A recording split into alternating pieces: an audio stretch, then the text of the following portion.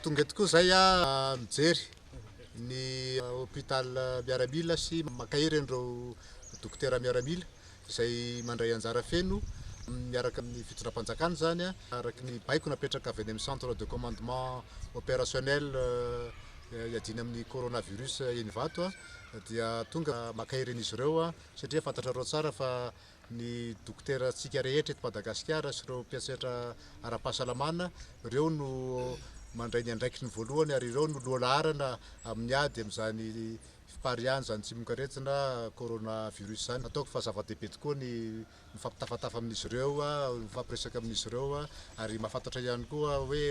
hatraiza ny fahavononan'izy ireo amin'ny fiatrehana izany aretina izany raha sanatrika misy tokoa ny fiovahan-javatra. Ka zany anefa dia misy manantena fa voafen'izy ireo ny asa rehetrarehetra mifandraika amin'izany, voafen'izy ireo ihany koa ny tokony atao rehetra raha ohatra ka sanatria misy ny fipariahan'izany valanaretina zany ary dia izay no tondravantsika eto zany miaraka mitempo amin'izy ireo tsika rehetrarehetra, miaraka makasitraka an'izy ireo isika rehetrarehetra isika vahoaka malagasy manontolo satria izy ireo no